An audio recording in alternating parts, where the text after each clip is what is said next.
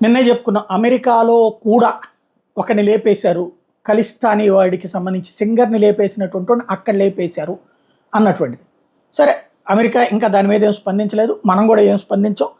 కాకపోతే ఇక్కడ కీలకం ఏంటంటే, మన దేశంలో ఒక పాపులర్ సింగర్ హత్య కేసులో నిందితుడిగా ఉన్న గోల్డీ బ్రార్ అనేవాడు, వాడికి అసలు అమెరికన్ వీసా ఎట్లా వచ్చింది? ఎందుకంటే వీసాలకి ఎన్నెన్ని నెలలు, ఎన్నెన్ని సంవత్సరాలు, 2 ఏళ్ళు, 3 ఏళ్ళైనా కనీసం ఇంటర్వ్యూకి అవకాశం రానటువంటిది వాడికి ఎట్లా వచ్చిందన్నది మీమాంస. పోనీ వచ్చిన విజిటింగ్ వీసా అంటే 6 నెలలకు మాత్రమే ఉంటుంది. 6 నెలలకు ఎక్స్పైర్ అయిపోతుంది. కానీ ఇన్ని సంవత్సరాలు వాడు అక్కడ ఎట్లా ఉండగలుగుతున్నాడు? అప్పుడు మర్డర్ జరిగినప్పటి నుంచి వాడు అక్కడే ఉంటున్నాడు. అమెరికన్ సిఐఏ అండదండలతోనే ఇది సాధ్యం అవుతుంది. వాడు పోలేదు, కానీ అక్కడ పోలీసుల చేత ఉటంకించిన వాడు పోయాడని నిజం బయటకు వస్తే అమెరికా పరువు పోతుంది. కాబట్టి మింగాలేక కక్కలేక నక్కజెత్తులు వేస్తోంది అన్నటువంటిది ఇప్పుడు అనుమానిస్తున్నారు. లేదా వాడిని లేపేసి ఉంటారు అమెరికా సంరక్షణలో ఉండగానే.